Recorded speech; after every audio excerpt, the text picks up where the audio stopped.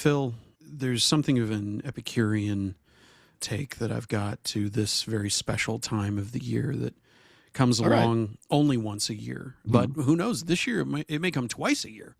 Based on reports, we could be spoiled with choice, truly gourmand level appointments of very particular recipes, and this year we are blessed, or some would say cursed, with a soupçon of mint across an Arctic sea of white. Phil, I'm sure that you absolutely love every aspect of this design. It seems very up your alley. What do you think of what we now know? Thanks to KUTX, we now know with some certainty at least a version of what Austin FC's next away kit looks like. Phil, what do you think? We do. Well, Mundial teased this last week. Mundial magazine, they showed a kind of corner of the kit, which looked pretty alluring, and they showed the neck tag on that. So looked good. I was interested. I was excited. I was thinking, yeah, this looks like this could be something real good. And then we saw Annabelle Chairlegs modeling it, the artist who, of course, has done a lot of collaborations with Austin FC before. She's been in the Heartbeat kit release video. She's been at various events throughout the years as the club tries to merge rock music with soccer to, we could maybe say, mixed reviews, mixed results. Their hearts are in the right place, I think. Yeah. But yeah, so we've got this white and mint number, which looks great. And like you're saying, this kind of sucon of mint, and then all of a sudden throw a bunch of black licorice in there. Because that's what the stripes and it's kind of what the Yeti logo looks like. I'm thinking if it's any variation of green, it's pretty beautiful. But black on this kind of mint and white, I'm not sure works. I don't know, again, if the KUTX studio lights are putting this kit in the best possible package, but that's what we have to go on. Again, at least Jane Coe, when she kit leaked a few years ago, she had the good sense to have her Instagram filters on, so everything looked pretty remarkable with that kit, even though I think one of the sleeve decals was the wrong color or something like that. Yeah, the Siete decal was not the right color, which it'd be hilarious if that was the thing that Austin's front office was most upset about, was that it looked wrong. Sure that wasn't it. Yeah, I'm sure that wasn't it. Yeah, I feel like we'll dig into deeper analysis, Phil. We got to get the show started. I got to take issue with something, though. Who taught you French? Sucon? Come on. It's Sousson. Who sent you to Le Cordon Bleu, Phil? My mom. My mom taught me French. Maybe I'm not a good student. Remedial French classes. Francais. Emergency podcast. They did a thing, so we gotta talk about it. Emergency podcast. It's an emergency. Emergency podcast. Shut up, oh yeah, shut up, oh yeah, shut up. Emergency podcast. It's an emergency.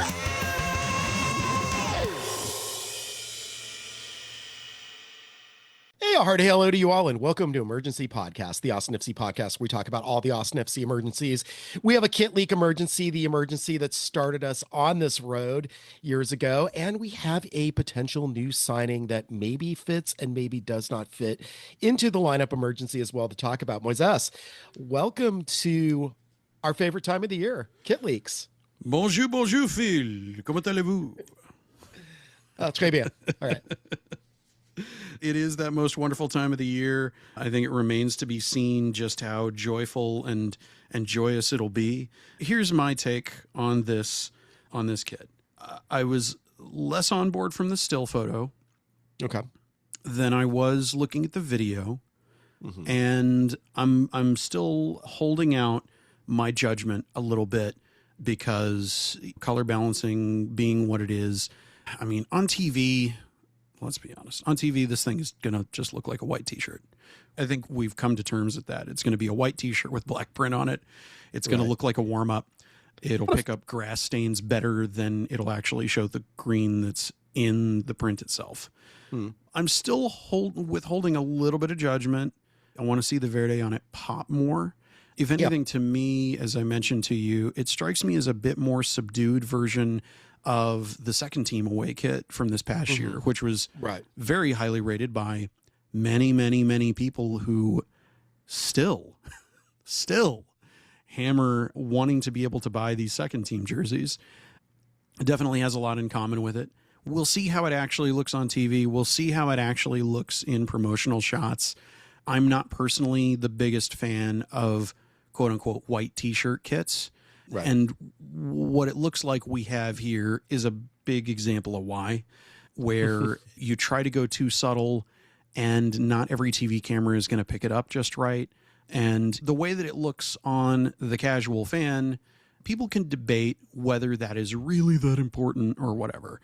I think it's pretty important. You're going to have a lot more fans wearing this than the players. But again, people were not all about the heartbeat kit last year, and I think it has ended up growing on people who were among its biggest doubters. Some of its biggest detractors will never concede that territory of whether they were right or not. But I feel like this is not a situation like the barcode where it is going to live in infamy in various different respects. At the very worst, it's a white t-shirt kit. Rumor has it, as I alluded to in the cold open, rumor has it that Austin is one of various teams that is finally destined to get a third kit this year. And if that design is an absolute banger, the overall, at least it's better than the Legends kit aspect of this one, which I bet there are people who would argue with me about too. Legends kit being the white thing. The one that was white with 3 stripes on the shoulder and green Yeti letters on the front, and that was it. Mm-hmm. The whitest shirt of the white shirts. My least favorite of the kits. Yeah. It's better than that, but I've got to see it. I got to see the way that it pops. My hope is that when Austin opens Miami's new stadium, they're playing in the Heartbeat against Miami's Pink Stripes for full Elphaba versus Glinda Wicked action. I don't love the idea of this new away kit being part of that big moment in MLS history. I think that the classic bright Verde is definitely the way to go. If people are listening and give anything resembling a care what I think. Yeah, I want to withhold judgment until I see it in the stores, until I see it on the players, until I see it on TV. And I know that black is one of the 2 main colors, right? So it seems like you've got to get that into every jersey, but does it really need to be in this one? I mean, the Heartbeat kit, it's not really, I guess it's there, but it's subtle. Yeah. Obviously it's predominantly green, and I think that's good. And I think that's a good departure. And that one definitely grew on me more and more as the season went on. Of course, we were kind of mystified by the footy headlines renderings that happened right out of the gate, which turned out to be fairly on target, but not really, just kind of deceiving enough in the way that it was rendered. This, though, we got a tease from the club that I guess showed kind of the best feature of it. And then I don't know if this was coordinated necessarily or just an oopsie. It kind of seems an oopsie just because the color balancing wasn't that flattering on it. So I guess we'll see it out in the wild. But, if this had been like a more even forest green rather than a black, I think it would have worked a lot better. And there is precedent. There are other teams that have gone with colors on the logos that aren't necessarily the colors that get utilized by the sponsor, but are ones that work a lot better with the overall aesthetic of the kit. And here I just think it's working at cross purposes if it is indeed black on this really subtle mint color and white. And again, I haven't been a big fan of the away kits, save for the Dillo kits. I didn't really like the mint kit either. Yeah, Sentimiento. That's where we diverge. I liked the Sentimiento a lot for just a solid color away shirt. It got the job done. It was a statement in and of itself. I can understand it not being to certain people's tastes, but just in terms of the basic getting the job done aspect of things. Right. Don't be white, don't be black. Yeah. Be something in between. I think it did that job, and it's some people's favorite, and it did definitely have its detractors. But I think a good away kit has something contentious about it that isn't the exact classic look. Otherwise, you're Miami and you get 2 of your club's classic looks. Not everybody's team can be a cheat code in every respect, is the way that I see that. I don't know. It's one that I got to see. I was more with the heartbeat. I was more surprised based on stuff that I had heard that it turned out was misleading, that might have actually been erroneous information because it was based on what last year's second team jerseys ended up being, which what I had described to me does line up with what the second team jerseys ended up being. Rather than worrying that I got full on burned by a source. But yeah, I don't know. It's something that there are people who are vocally opposed to it. I think there's still benefit of the doubt to be seen. Yep. In the meantime, we're going to be with this kit for 2 years. Yeah. Of course, we are going to get a third kit too, though. So again, we're hearing maybe retro vibes. Of course, you can't really have that much retro with a 5-year-old team. But are we going Willie Nelson? Are we going Violet Crown? Are we going Town Lake? Is it the Town Lake kit? And it's just about paddleboarding, man. I don't know. There are a lot of different options, and that's one of the things that rumors that have gone around about just the color scheme. There was some sort of a leak of just the colors of the assorted different third kits, and the colors mentioned for Austin struck me as kind of odd. I recall one of them being a particular shade of blue, and I didn't quite get that. But if it's supposed to be evocative of the various waterways of Central Texas, like Travis, Town Lake, Barton Springs, that sort of thing, okay, that I can see that. The water features beneath the many, many trees that fire off pollen in a million directions at seemingly all times, including winter. Right. Not bitter at all about literally what Austin is going through right as I say these words.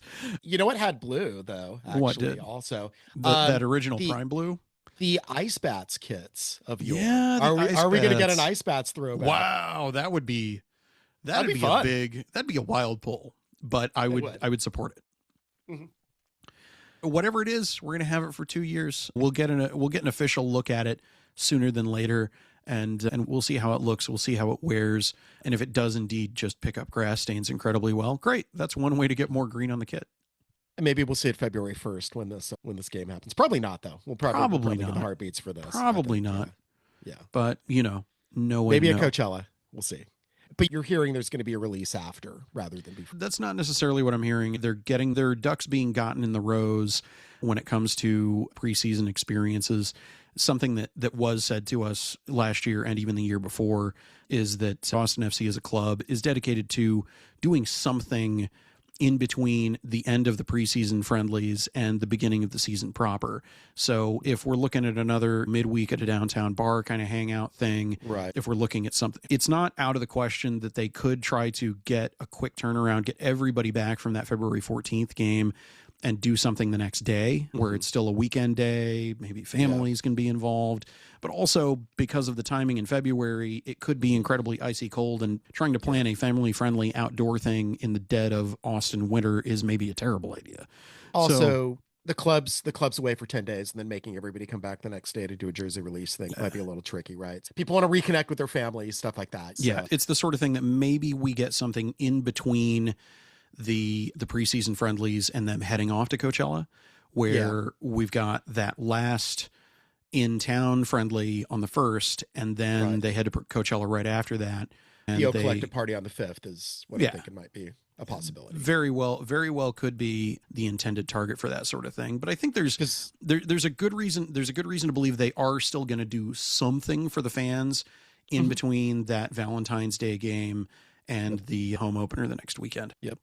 But they only have a week to do that. So, and could Facundo Torres be wearing one of these new white, mint, and unfortunately black kits? I tell you, Phil, when people wonder why we record when we record, there is no Moon Tower effect. And all our love to the lovely people of Moon Tower and Swoon Tower. We do what we want. Look, the emergencies come, the emergencies go. There's always an emergency. It's always a state of emergency. And so that's why we wait until the dumbest of the dumb news and rumors drop at the very dregs of the week on a Friday. Right. You will notice that we have been trying to land these on Saturday. And again, today we are recording Saturday morning. It is contingent on how many Girl Scout cookies we sell and my daughter's 1 p.m. basketball game. Phil, hold on. Phil. Yeah. Girl Scout cookie. Are you telling me this episode of Emergency Podcast is brought to you by Girl Scout cookies? Phil, do we have a link that we can drop in the show notes? I will try to come up with a link that we can drop in the show notes. Yeah, actually, I would say, because I've done this before. Emmy and I actually sold cookies at Verde Hill during a preseason match. I don't think we're going to get one of those, but if we do, if there is indeed a Verde Hill game, we will be out there. All right, Phil, let me put in a formal request for you to run this by the talent, Emmy. I feel like we need a live sponsor read next episode where she drops in and does her pitch so that we can make sure that we are keeping the Verde All Day nation fully fortified with all the carbohydrates that they can get from their beloved Girl Scout cookies. We might be able to get this. Are you telling me, Phil, we could get this level of exclusive on Facundo Torres weekend? How is that possible? Transition. We don't do this very often, but this episode of Emergency Podcast is brought to you by Girl Scout cookies. Delicious Girl Scout cookies being sold by Emmy. Hello, I am Emmy. You may know me. Swearword. Indeed. Your signature catchphrase. Emmy, do you have favorite varieties of Girl Scout cookies, or do you like them all equally? I like Thin Mints because I really like minty stuff. Okay. Do you like when Austin FC jerseys are white and green and black, kind of like Thin Mints? Yeah, those are okay. Okay. So maybe she'll like this new kit that we've been talking about. Maybe. What other flavors do we have? Right now at our house we have caramel delights, which I do not like at all. Oh, they're my favorite. They're fantastic. Okay. And peanut butter patties, which are okay. They're like Reese's. Yeah. But Reese's so better. Okay. You're not selling these real hard. I am. You should be extolling the virtues of every single cookie. I think what Emmy's doing is challenging people to prove her wrong. Maybe the way to prove Emmy wrong is to buy all of those peanut butter cookies that she thinks could be better. That's really what people need to do. Sell her out of those caramel delights so that she doesn't have to carry them around anymore. Help this child get these cookies out of her house. Right. And you can go through me. I take Venmo. He takes Venmo. Yep. And so, yeah, just hit me up. We'll figure out how to get cookies to your house. Yeah. Let's try. We deliver, right? I guess. Do we deliver? Are we promising delivery? Sure. Sure. In the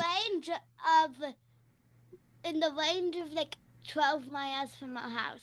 Okay. So if you don't live in Austin, we can't do anything. Okay. So if you're in Kyle or Buda, you're gonna have to come to us, right?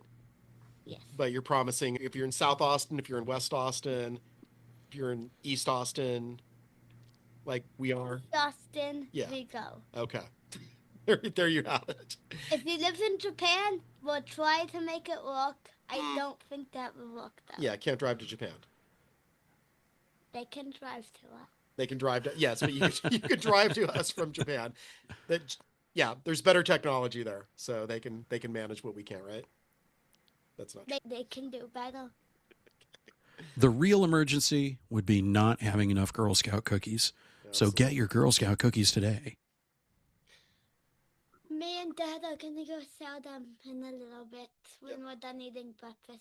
Yep, we sure are. Okay, good job. All right. Goodbye. Thanks. See ya. Bye, cookies. Transition. So regarding the theoretical news, Phil? Yes. Facundo Torres. Mm-hmm. It's Bogart official enough that it is very serious, and it's Bogart reporting on sources saying it's very close, which is Bogart hedging. So I feel like it's could fall apart. About 80 to 90% there. The Bogart part there is good because he doesn't go with stuff generally until it's fairly far along. And it sounds like this is fairly far along. But again, I'm wondering about what the other pieces are that might be holding this up. Again, as we've established, full up on senior roster spots. We think the Jaden Nelson international spot is going to become a domestic. So that would leave them with one international spot left. But they don't have that for the time being. O'Brien, as far as we know, is still in Colombia dealing with visa issues.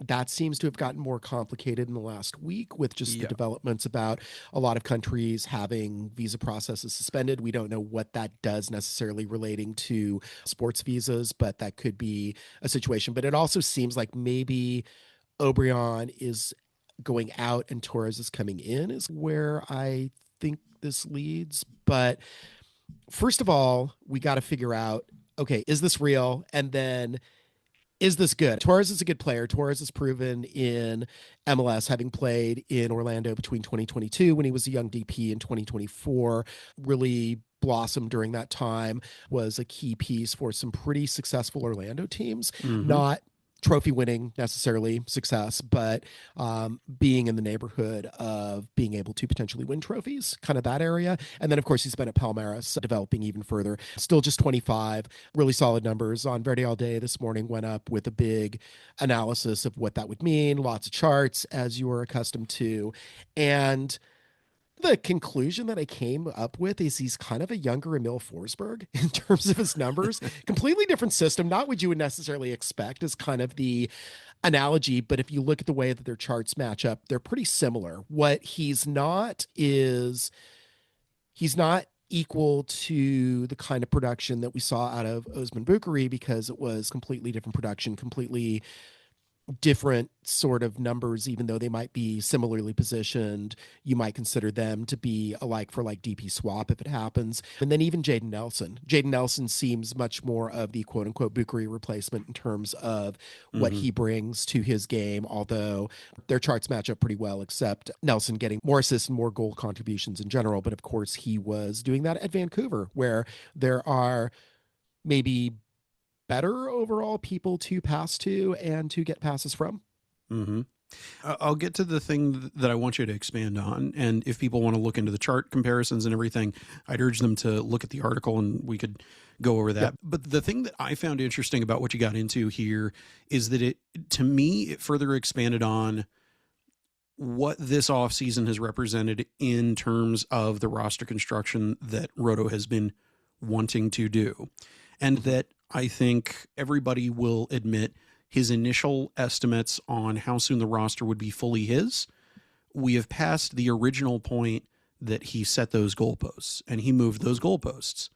And he owned up to admitting that he set those goalposts overly ambitiously based on MLS roster effery, as it were. Right. What this offseason says to me, as we were seeing him collecting favored pieces from across the MLS Western Conference, RIP in a year's time, to finding people who are very well worn in this league, get this league, are not going to have to adapt to what this league is and their expectations of what this league represents, where a lot of players who come in from outside think MLS just equals money, and in some cases easy money, and in some cases stupid easy money, and a different level of competition than they end up finding when it comes to dealing with the travel, dealing with the particularities of the horrendous and getting more horrendous U.S. immigration system. I think that Facundo Torres, I want to look back at some film. Like I wish I could go back and watch that 2022 Austin Orlando game and see what 2022 Facundo Torres was like. Because I saw him playing for Palmeiras in the Club World Cup. And I was like, man, that guy's good. He is good. He plays for Palmeiras. I want to watch a guy named Facundo Torres who might be coming here. That's why I want to watch it. I have a very distinct memory of following along with that game while doing a raw video dump at a comic convention in Orlando while the game was happening in Austin, with the Orlando-based video tech taunting me the entire time as the game was going progressively worse and worse for Austin, while I was wearing an OG Stripes kit and telling him about how we were going to get the better of Orlando and they'd come to the wrong house and all that kind of stuff. Showed me. It is the day that I met Brad Stuver's brother, Ryan, while he was in town for an automotive convention. May 22, 2022, it was actually a 2-2 draw between the teams. That was a Sebastian Driussi penalty and then a Moussa Gite stoppage time equalizer. It was a draw taken out of the jaws of defeat, but it was not a pleasant game to watch. And Torres did play in that game. Torres did start. Anyway, in 2022, that was before the World of Season Pass, so even if they did let us go back that far, it wouldn't be one of the replays made available. I want to go past the charts and just look at how this guy deals with adversity in a game that isn't going his team's way, how he deals with giving other people a bad day as an opponent. The reactiveness and the dynamic flexibility feels like the biggest thing that Roto is looking for, aside from people that are not going to crumble under the weight of what playing in MLS is, which there are plenty of Celtic fans who have very pointed opinions about how playing in MLS is the real dog's dinner. But it is a tougher, more competitive league than a lot of people give it credit for, and I'm not getting paid messy millions to say that.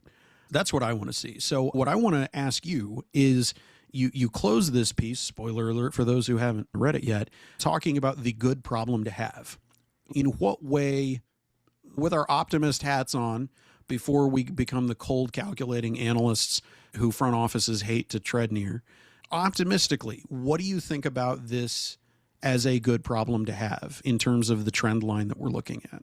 So the good problem to have, obviously, is, okay, so you've got Nelson, who has come in as theoretically a Bukari replacement, but not a DP. You have a Zuni, who is either going to need to be deployed as a winger or a second forward once Vasquez comes back healthy, we assume, right? So you don't have to worry about this necessarily till, hopefully optimistically, April, but as Nico Estévez seems to have been hinting, we might be looking at May, we might be looking at June, we might be looking at a little longer before we're seeing significant minutes from Vasquez in games. So we're probably going to see him in a late sub role for a little while as he ramps back up into full playing speed, right? So, and then by bringing in Torres, you essentially have, if you're counting Azuni as a winger, you have three wingers for two positions. So either you're going to have maybe Nelson deployed elsewhere, or you're going to have Nelson in as a sub, or you're going to have Azuni in as a sub.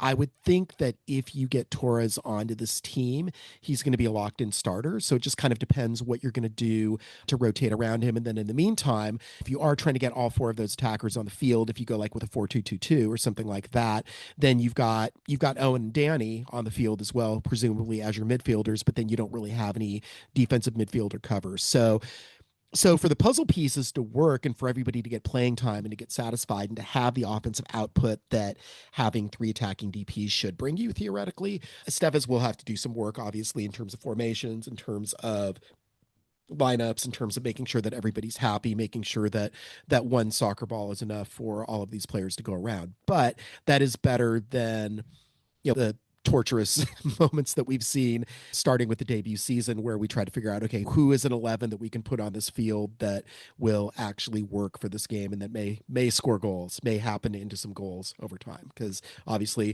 2022, the outlier now in terms of goal scoring and wins, 2025 being the second best season, but still we were very worried halfway into the season that we were going to break a record for least amount of goals scored in a season. Yeah, it's interesting that the Torres news and the kit leak are in concert with each other and making me think similar things about, I got some good data, but I feel like I need some more to feel really strongly one direction or another. And a lot of it comes down to chemistry.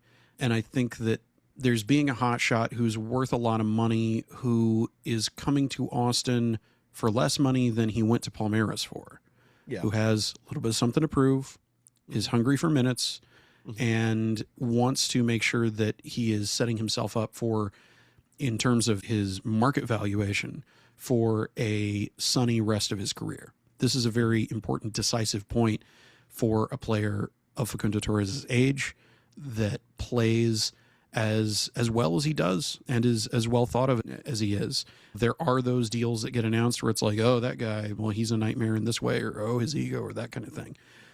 That's not any of the reaction that I saw about Facundo Torres at all. Right. Yeah. And it feels like they have been making very conscientious, good locker room fit decisions. And it remains to be seen how well he fits in and if everybody gels together. Yeah, but it feels like this has a lot better chance of doing that than, say, a James, right? So yeah, I think so. The other rumor that we've been entertaining of late, that again, the possibility that, of course, the 2014 Golden Boot World Cup winner, as we know him, been on a ton of teams, a ton of really good European teams, and then has kind of bounced around to some of the more peripheral leagues in world soccer in recent years, right? So had a stint in Qatar, right? So let me throw some flowers Tom Bogert's way. I love the telenovela style, I refuse to address such a rumor. I have addressed all of the James rumors. I'll be in my room with my pork roll. I adore that from Tom, where he just will not dignify it. He has other phones to pick up. He has 7 landlines that are all ringing simultaneously. I really appreciate that. And it's something that people were hungry for whatever crumbs they could get. And I think Facundo Torres gave them oxygen where James Rodriguez was, we don't have anything else to talk about. So what if? And boy, how many clubs fans have had to go through the, well, what if James? Because of all of the many agents in the business, I'll say this, his representatives are very good at getting everybody to think that James is imminently coming to their club. Still wrote about it, though. You got me. Hey, what else was there to write about? Yeah, wrote about the Ande rumors when I kind of figured that those weren't going to come to fruition. Wrote about James when I thought that was maybe kind of a reach for the club, and entertained it, tried to see like what that would look like. This feels more real, though. This feels like something that they would do. But again, unless Azuni is on the way out, not that I am wishing for that, but then we are going into this 3-3 build rather than the 2-4-2 million GAM build, which a lot of us, I think, have been talking yourselves into as being the preferable route to go. And then again, you're doing this with players that it remains to be seen whether they fit together on the field. I think in terms of the locker room, I think in terms of Torres being able to acclimate to MLS, I don't worry about any of those sorts of things. I do worry about getting all of the attacking talent onto the field at the same time. And if you're not able to do that, making sure that all the egos are properly stoked so you don't have dissent or you don't have kind of disruption there. And there's something to be said for accumulating talent, but there's also something to be said for creating a build that's cohesive and makes a lot of sense. You can have an LAFC approach, or you can have a Vancouver approach. Vancouver obviously trumping LAFC this year, right? So it's not just necessarily you get a bunch of stars on your team and it works out, although for Miami it did exactly that. It did indeed. So what if he comes onto this team are you looking for? I mean, again, it seems like if it's coming, it would be in time for him to have some preseason. Yeah. Would likely go to Coachella. I would say I don't know that he would necessarily figure largely into the other games, maybe by the time that, because I think they're playing, right? They're in the middle of the season as far as I know, or they've just finished the season. Yeah. I mean, to me, this deal gets done. They hot drop him in and they get him minutes. I mean, he's a DP. Roto's made it very clear that there are specific expectations for designated players, and the expectation would be he gets off the plane and he puts his boots back on. Right. So he would, so he would be in 15 days in Q2 Stadium if he does get signed, and say in the next few days, we'll see him there. If this deal gets done this weekend, which based on Bogart's sterling track record, he doesn't report things like he did unless they really are close. This wasn't a Christian Espinoza looking to go to LAFC kind of thing being reported as very close. That was a different thing. That was it looks like it's LAFC, but Bogart did not say it was in this kind of final stages, final details kind of thing. Yeah. My money is entirely on this deal gets done. But again, holiday Monday, so I would imagine that we would get an official club announcement if it gets done during the weekend. I would say Tuesday morning we'll probably get something. Yeah, I think in terms of official announcement, sure, but I think the deal gets done irrespective of holidays. Roto has not met a holiday he can't disregard. And I think we get the full DP player unveiling press conference treatment on this one. We get to see the emotional state of Rodolfo Borrell at this point in the off season, right? So how the deals are getting done. He'll talk about the wrangling that happened for this as much as he can, right? Look at this big fish I just landed, that kind of thing. And then we'll just kind of be able to gauge from there how the rest of it is going, right? So again, are there plans to offload players? What about playmakers? What about offense production, those kind of concerns? What are you doing to address those sorts of things? I guess we'll have the opportunity to maybe ask those kind of questions by end of week if this comes through, which is also a treat, right? It's another kind of pleasant byproduct of this as we get to at least get a temperature check on the off season and how we think it's going. It'll be able to kind of double as that. Although I imagine the way that these things have gone in the past, he'll want to deflect as much from himself and onto the player, except to talk about the great job he did landing this player. Yeah. You ask me, he lands this player. That is a great job. This is a really solid move. as dice rolls go, we've elucidated a lot of it. I think there are a lot less. Does this seem like a good $9.5 million gamble, a percentage of which goes back to Orlando City? I'd say it absolutely is. And that's the thing is DPs are always rolls of the dice.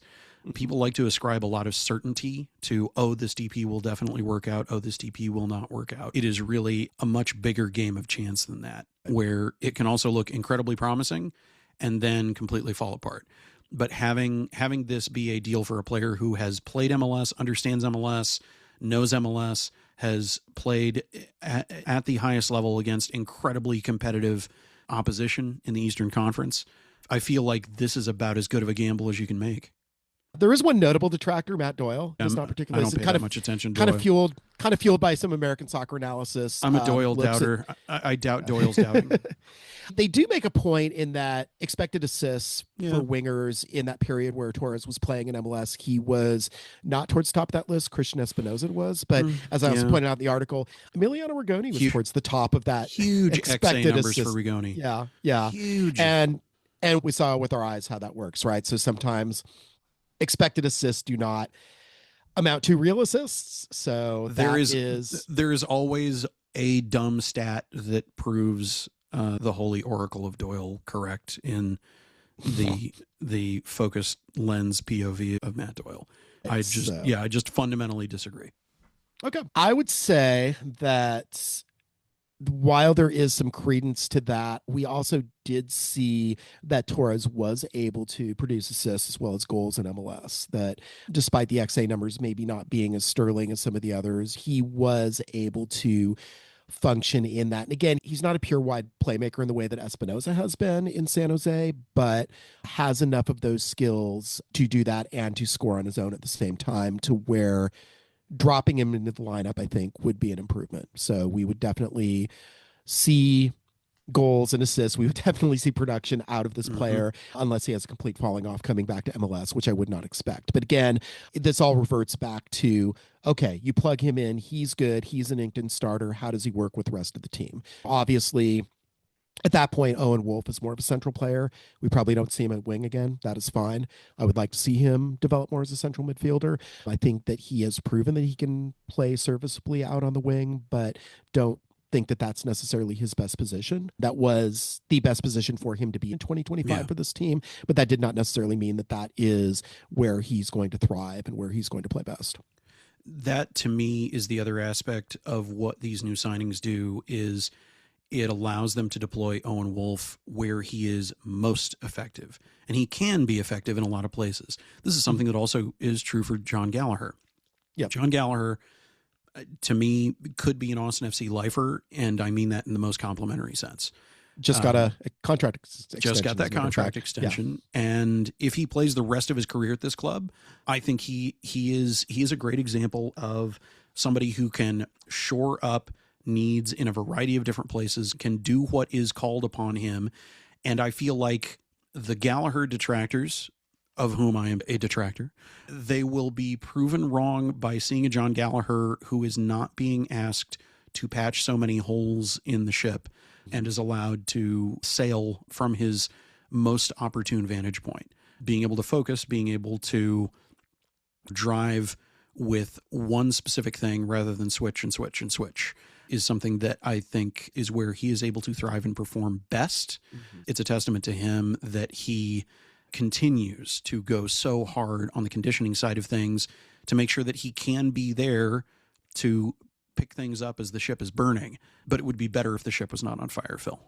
Right. I agree. Yeah. And it kind of reminds me, actually, Hassani Dotson in the continuing saga of what is going on with Minnesota United. He was available to be picked up in the offseason, and Seattle has picked him up, and he's going to be, I would imagine, kind of a consummate 2,000 minutes, multiple positions glue guy for Seattle, and will thrive there. So I see Gallagher's version of that, right? So, and what Wolff had been doing a few years ago before he settled into more of a starter rather than this kind of Swiss Army knife, like we've talked about both of those players in the past. So yeah, good to have those in the meantime.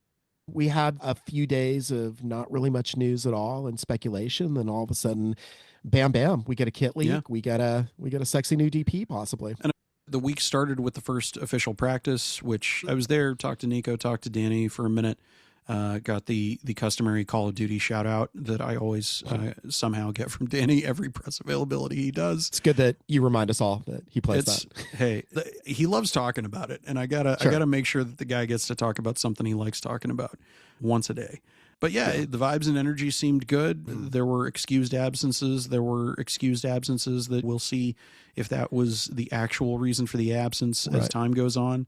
We got the Owen Wolff getting something checked out, and then the hernia surgery, which we're digging into. I'm trying to chase down an interview, which will be kind of a blast from the past, and also some potential news that just kind of recently got announced as I was trying to get this interview underway. Yeah. So hopefully that manifests next week and I can do what I intended to write about. So sometimes these things take a little bit of time to chase down. Hopefully I will be able to reveal all and you will know exactly what I'm talking about rather than me being cryptic in the way that I am. I'll say not being a sports medicine professional, but having been a former athlete, retired, non-professional, that type of hernia surgery, that's very much a sort of, they do surgery as a last resort if it's something that can't be worked out in conditioning. So the questions as to, why didn't they have it done last season? It's the kind of thing that you try to work it out, and you try to work it out through an off season. And then you get to that breaking point of, okay, either we do the surgery now or he misses a lot more of the season. Yeah. So to me, on its face, I'm not in any way perturbed or weirded out about when it happened, why it happened, that sort of thing. At face value, what Nico said about it being an issue that he dealt with throughout last season, and that this was expected and this was planned. Everything that I hear from Brendan Hines-Ike, from loads of other players, is that Austin, either under its original high performance department or current ever since, one of their biggest reputations is having among the top high performance departments, not just in MLS, but across world football. This is something that they take incredibly seriously and have from the jump. So I'm not really that worried about that piece of things. But in general, it was here's the thing that was most interesting to me of grasping at crumbs and tea leaves. It was interesting to me that Jorge Alastuey was doing all of the full-on conditioning work with the first team guys. He was the only second team field player not on a first team contract, like an Irvin Torres, like a Micah Burton, who was doing that. And I think some of this loosening of international slots, it's important to note, people going, well, why didn't they bring up Jorge Alastuey on short-term agreement just to try him out with the first team last year? They couldn't, because it would require an international slot.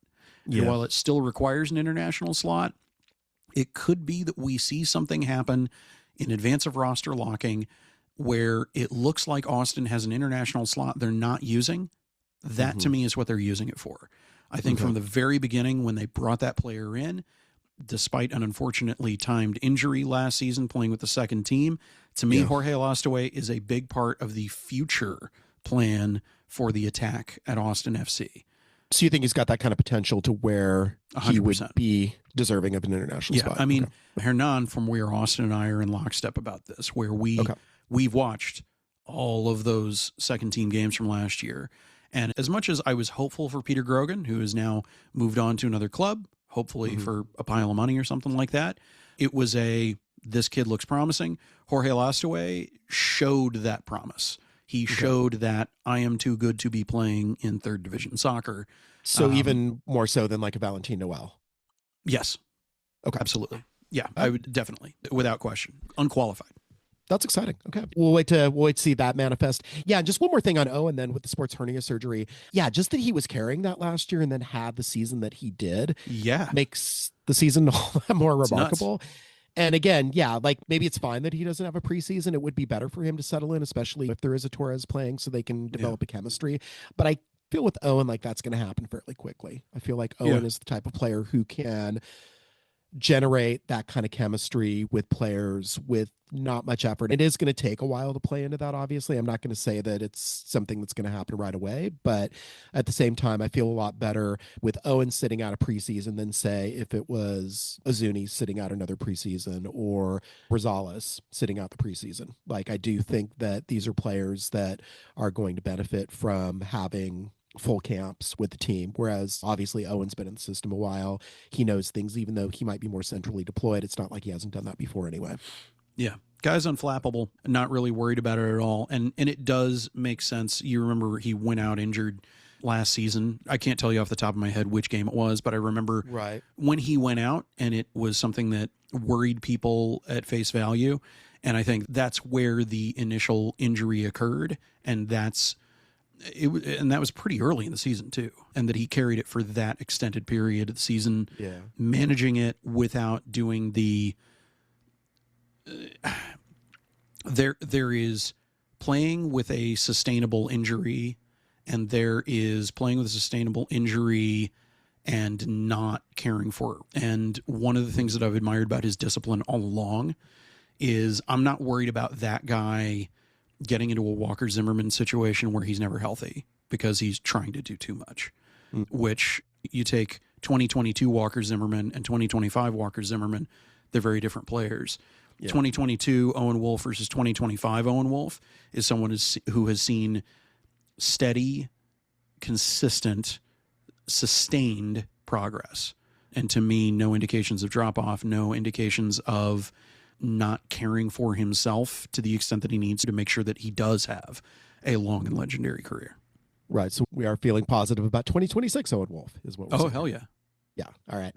Anything else before I leave to go sell Girl Scout cookies, which you could buy? You can track me down. You can find some Girl Scout cookies from me if you so wish. I think we're good. Buy a lot of those cookies. Save them up for the colder days to come.